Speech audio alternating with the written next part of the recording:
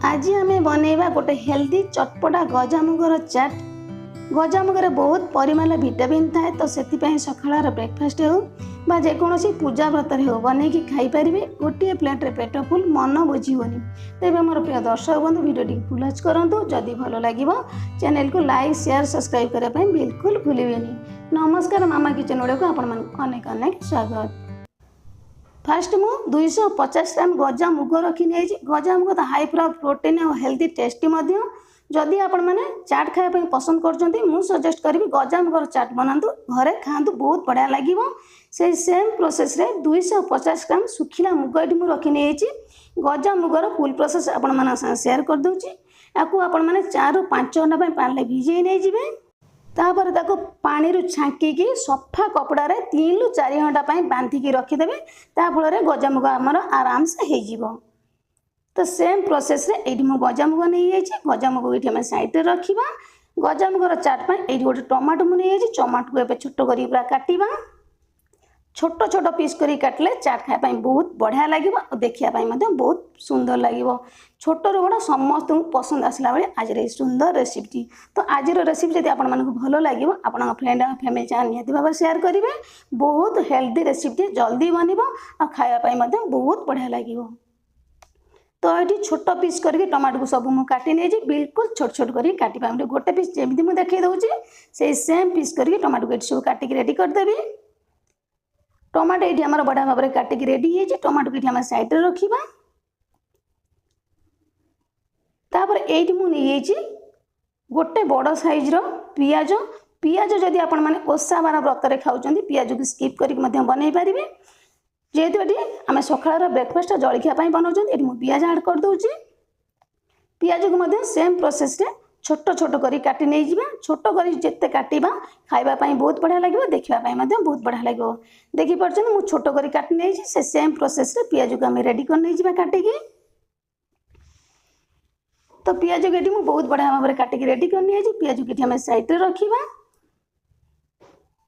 तापर ये मुझे 2टा कंचा लंका पकेबा जदि आपण माने छोट छुआ बनाऊँ कंचा लंका स्किप करेंगे जदि आपण माने अधिका राग खावाई चाहते आउ 2टी कंचा लंका ऐड करेंगे। सेम प्रोसेस रे कंचा लंका को आम छोट छोट कर काटिक रेडी कर नहीं जावा। एबे हमर लंका रेडी है साइड रखा। तापर ये गोटे लेंबू रखी खटा आपण माने जेतिकी पसंद करेंगे से अनुसार आपण माने देबे। 250 ग्राम मुगपाई ये आम फाड़े लेंबू आउरी चेने नबा आम एतिक आम परफेक्ट रहा। जदि आप अधिका खटा खाया पसंद कर फाड़े लेंबू नहीं पारे। ये मुझे पकेबी से अनुसार पूरा भल भाव में रखी नहीं जा आगे काटिकी तापर आम चाट बनइबा।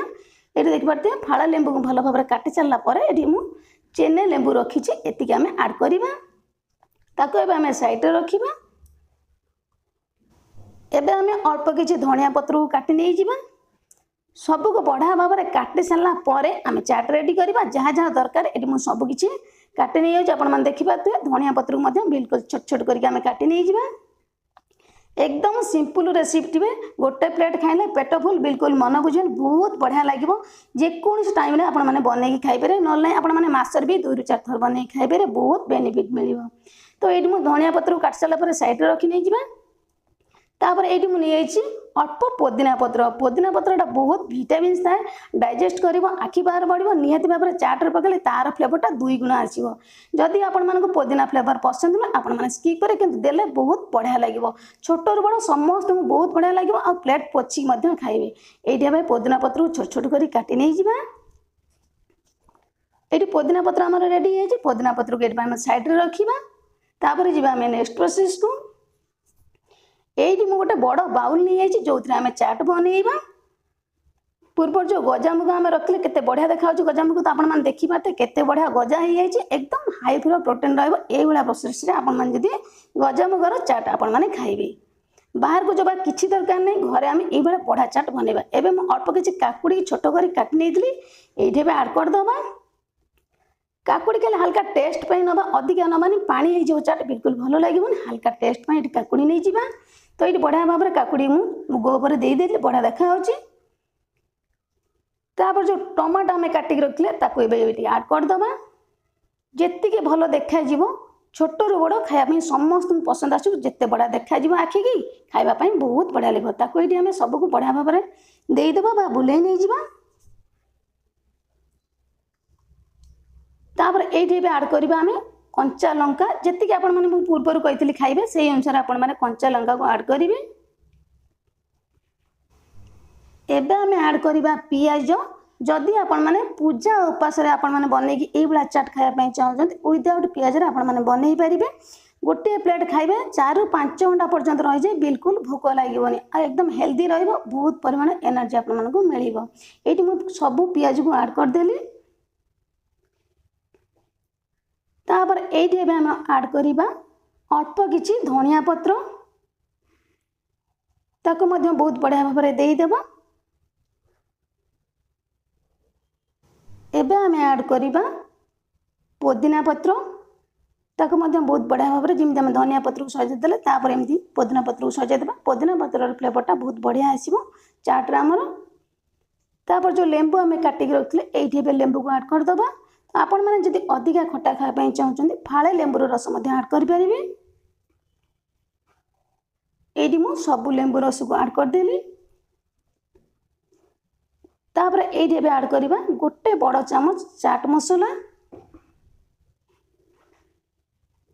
सबको ये बहुत बढ़िया भाव में स्प्रिंकल करके आम बुले नहीं जावा जी भल देखा खायापी बहुत बढ़िया लगे जमी मुझे पूर्व कही ठीक सेमती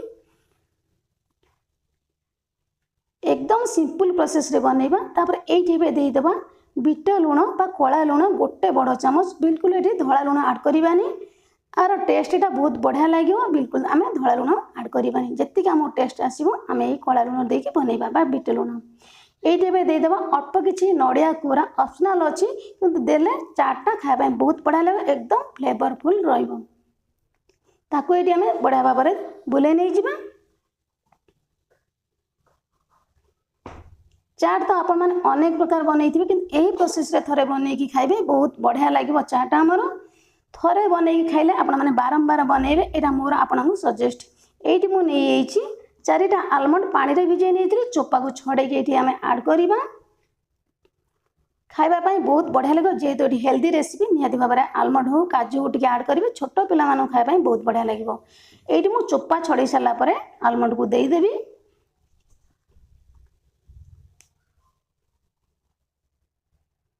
तापर ये छोट पिला खाऊँ लंका आम जेहेतु पकई ये अधा छोट चामच भजा लंका जीरा गुंड देदेल तार बहुत बढ़िया टेस्ट आसो फ्लेवरटा एकदम बहुत बढ़िया आसो।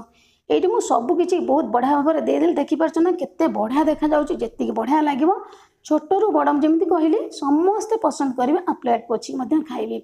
आपण मैंने निहाती भाव में सप्ताह को मुझे कही 2 ରୁ 3 थर बन खाईपारे जिते टाइम हम आपण मैंने ये प्रोसेस बनईकि खाईपारे बहुत हेल्दी रेसिपी टे। एबे आमे बढ़िया भाव ताको गोलेबा चामच साहाय्य हो बा हाथ हो ये देखिपारे बढ़िया भाव में मुझे एपट सेपट कर गोले नहीं बहुत सुंदर बास्ना आसे फ्लेवरटा बहुत बढ़िया आसो। मुझे कि आपण मैंने थोड़े यही प्रोसेस बनइले जानीपारे घरे जदि आम एत सुंदर मुगा चाटे बनईकि खाईपारे तो मार्केट जावा किसी भी दरकार नहीं स्टेप बाय स्टेप फॉलो करूँ निहाती भाव में घरे बनातु खातु आ समस्त कहतु केमिति लागला छोट कमेंट करने बिल्कुल भूलें। तो आज रही नमस्कार पुणी आम देखा नुआ रेसिपी सहित नुआ सुंदर वीडियो।